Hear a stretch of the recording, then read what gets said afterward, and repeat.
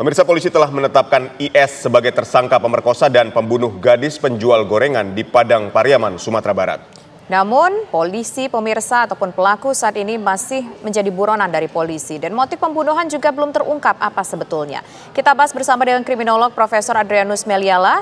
Selamat sore, Prof. Adrianus. Selamat sore, Mbak dan Mas. Ya, Prof, ini kita dengarkan bahwa korban ditemukan sepekan yang lalu dan ada yang sempat melihat korban berlari ke arah hutan. Tapi sampai sekarang korban juga atau pelaku belum juga ditemukan. Sebetulnya apa yang menjadi kendala biasanya hal seperti ini? Ya karena pelaku memang mengetahui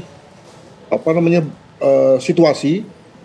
Mungkin sekali dia besar di situ, alhasil kemudian dia bisa sembunyi dan tidak terlihat oleh aparat. Namun jangan lupa bahwa akan ada penyebab alami untuk yang bersangkutan kemudian akan menyerah sendiri, yakni lapar. Ya, jadi dengan penyekatan saja maka dalam waktu 24 jam akan keluar tuh yang bersangkutan dan kemudian ditangkap oleh kepolisian.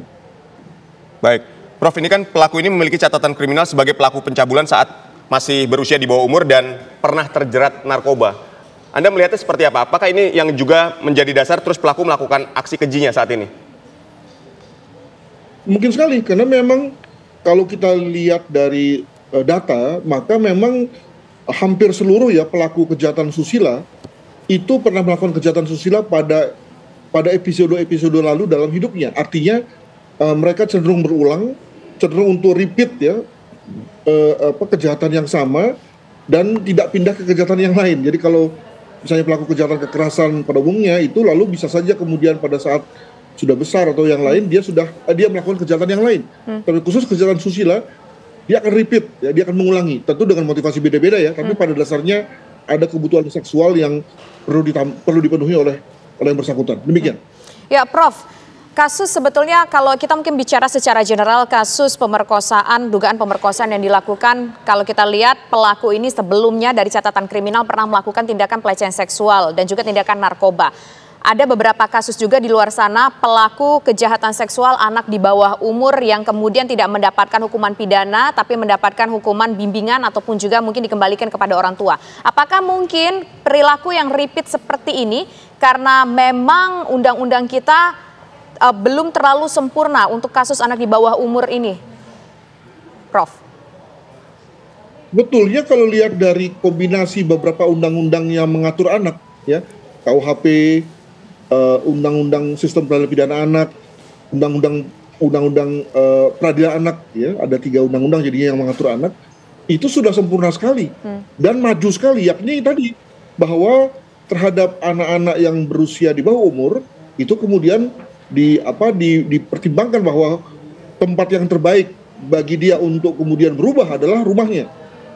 Dan dengan kata lain orang tua diberikan tugas untuk mengasuh kembali anaknya agar tidak berbuat hal yang sama, karena tadi kalau dia masuk ke lapas maka pasti dia akan menjadi beban masyarakat. Kalau hari ini dia memperkosa, maka besok dia akan melakukan hal yang lebih seram lagi. Nah itu kan bagus banget kan. Nah maka moga-moga terhadap hal yang bagus itu seyoganya tidak membuat lalu kemudian kita pesimis.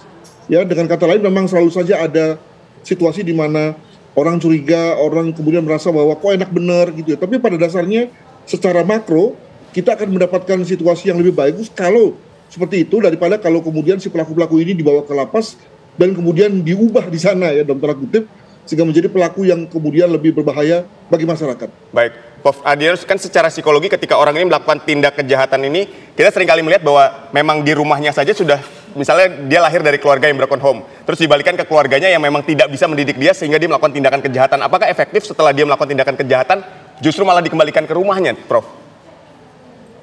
Betul sekali. Jadi memang beberapa kasus yang kita hadapi ini membuat lalu kemudian kita berpikir bahwa nampaknya perlu ada semacam atribut ulang ya. Sebagai contoh misalnya tadi kalau keluarganya memang baik, lengkap, sejahtera, maka tentu itu menjadi tempat yang baik bagi anak untuk diajari gitu. Tapi kalau tadi ya seperti Anda katakan betul sekali, itu akan membuat lalu niat hukum itu menjadi wah gawat ini gitu ya. Jadi makanya lalu kemudian sudah mulai ada orang berpikir untuk merevisi ya, dengan kata lain untuk tidak melalui kemudian pada semua situasi lalu kemudian anak pelaku kejahatan susila misalnya dikembalikan ke rumah. Betul sekali, Mas. Ya, kalau kita lihat kan memang pelaku ini kabur ke dalam arah hutan dan tadi Prof mengatakan dia mungkin sudah mengetahui medannya begitu. Lantas bagaimana cara polisi bisa membekuk tersangka ini, Prof?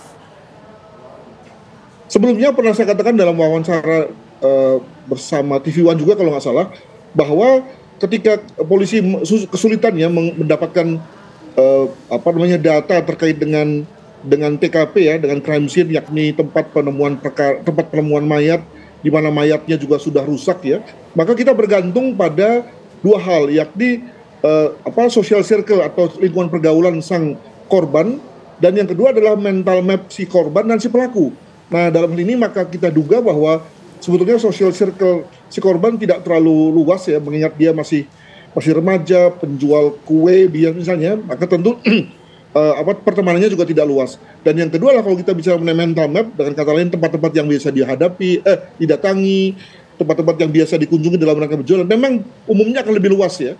Nah, dari kedua hal itu lalu kelihatannya kemudian polisi bisa menemukan bahwa ada orang yang terakhir bertemu dengan korban, maaf, dan kemudian lalu dicurigai sebagai pelaku. Nah, itulah yang kemudian menjadi lead ya dalam rangka mengarahkan polisi kepada pelaku, begitu. Baik, terima kasih Prof. Adrianus telah berdialog bersama kami. Semoga kita dapat melihat bahwa pelaku ini segera dapat ditangkap. Terima kasih Prof. Adrianus.